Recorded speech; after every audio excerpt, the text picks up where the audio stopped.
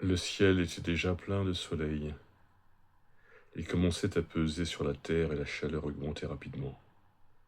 Je ne sais pas pourquoi nous avons attendu assez longtemps avant de nous mettre en marche. J'avais chaud sous mes vêtements sombres.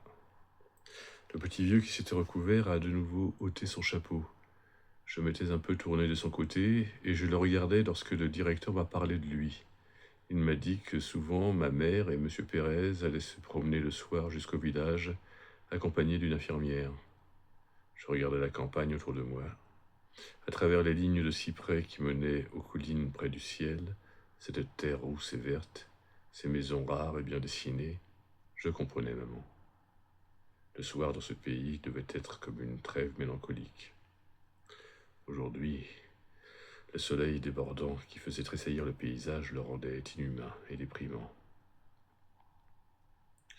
Nous nous sommes mis en marche. C'est à ce moment que je me suis aperçu que Pérez claudiquait légèrement.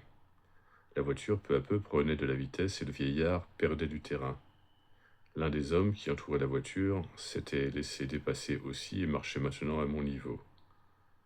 J'étais surpris de la rapidité avec laquelle le soleil montait dans le ciel.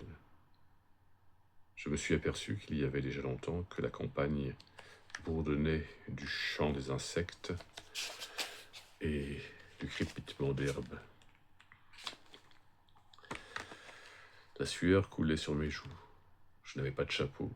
Je m'éventais avec mon mouchoir. L'employé des pompes funèbres m'a dit alors quelque chose que je n'ai pas entendu. En même temps, il s'essuyait le crâne avec un mouchoir qu'il tenait dans sa main gauche, la main droite soulevant le bord de sa casquette. Je lui ai dit « Comment ?» Il a répété en montrant le ciel « Ça tape !» J'ai dit « Oui ». Un peu après, il m'a demandé « C'est votre mère qui est là ?» J'ai encore dit « Oui ». Elle était vieille ? J'ai répondu comme ça, parce que je ne savais pas le chiffre exact. Ensuite, il s'est tu. Je me suis retourné et j'ai vu le vieux Pérez à une cinquantaine de mètres derrière nous. Il se hâtait en balançant son feutre à bout de bras. Je regardais aussi le directeur. Il marchait avec beaucoup de dignité, sans un geste inutile. Quelques gouttes de sueur perlaient sur son front, mais il ne les essuyait pas.